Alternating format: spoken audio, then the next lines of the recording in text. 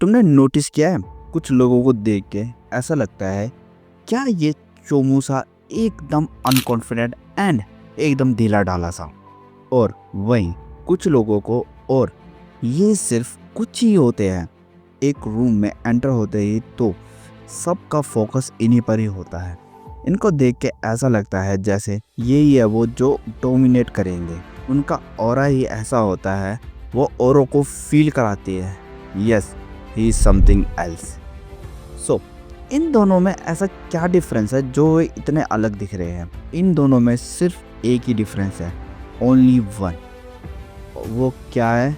Its body language. देखो, body language कोई simple सा टॉपिक नहीं है, बट इस वीडियो में मैं बेसिक को कवर करूंगा जिससे तुम्हारा ऑरा इन्फिनिटी हो जाएगा। देखो, ये 4 पिलर है जो तुम्हें मास्टर करने होंगे। First, standing. ये हमारी बॉडी है जिसमें हमारी बॉडी का 50% लेग्स कवर करती है और 30% shoulder to waist area and the rest of 20% neck to head. So जब हमारी बॉडी 50% लेग कवर करती है तो हमारी बॉडी लैंग्वेज में हमारे लेग्स का बहुत क्रूशियल रोल प्ले होता है। और जितने भी पावरफुल पीपल है, एक्टर है, वो भी इसी चीज को फॉलो करते हैं to look more confident and powerful. देखो, कॉन्फिडेंस हमेशा कुछ बड़ा अचीव करने से आता है, बट बॉडी लैंग्वेज तुम्हें सीखनी पड़ती है।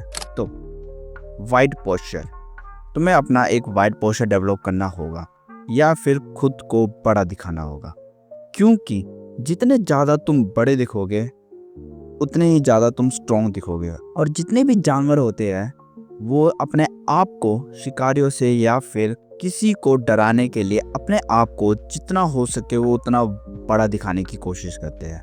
और एनिमल अपने बड़े एनिमल से पंगे कभी नहीं लेते, और इसी तरह हमेशा जो ज़्यादा टॉल होगा उसी को ज़्यादा स्ट्रॉन्ग समझा जाएगा। इसीलिए फिल्मों में भी जब भी कोई डोमिनेट कर रहा होता है तो वो हमेशा लो एंगल से शूट करते हैं जिससे वो बड़े दिखे। लेकिन हमारी रियल लाइफ में ऐसा कोई एंगल नहीं होता है। So what can we do? But rule of third की वजह से हम अपना वो एंगल क्रिएट कर सकते हैं। अब तुम्हारे दिमाग में ये चल रहा होगा कि what is rule of third?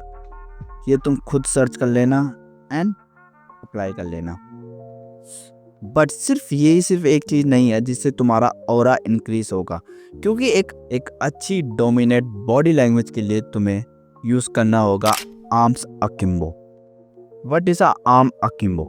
तुम्हें पता है king of the snake, the king cobra? तो देखा तो होगा, when he fight, when he want to dominate, then he spread their body, जिससे वो अपने आप को बहुत बड़ा दिखाता है। और ऐसे ही जंगल में अपनी डोमिनेंस दिखाने के लिए अक्सर जानवर अपने आप को, अपनी बॉडी को फ्लेक्स करते हैं, just like a gym person when they spread their wings. देखो, ये इंसानों में भी अक्सर किया जाता है, लेकिन इसका इस्तेमाल कॉन्फिडेंस को दिखाने में और पावर का प्रदर्शन दिखाने में यूज किया जाता है।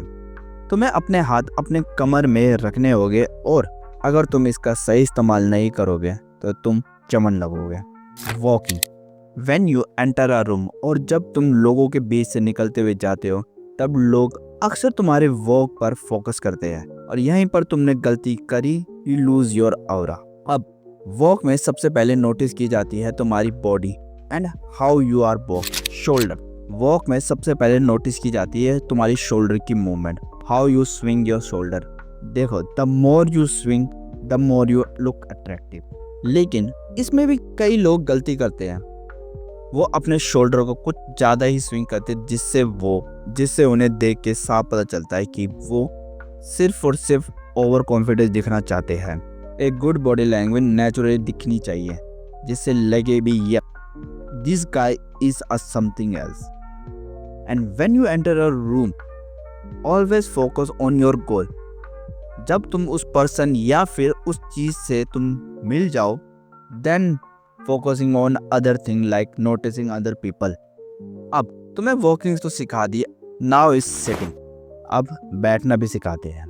जब तुम बैठते हो हमेशा फर्स्ट अपने हैंड को चेयर की साइड पे रखा करो एंड देन सिट। अब ऐसा नहीं है तुम एकदम से ऑरा फ्रेम करने लग जाओगे, बस you need to look confidence, जितना हो सके उतनी जगह को कवर करो, जस्ट लाइक आवर उचियास। And last not least, communication, the most important trade in human being is how you talk.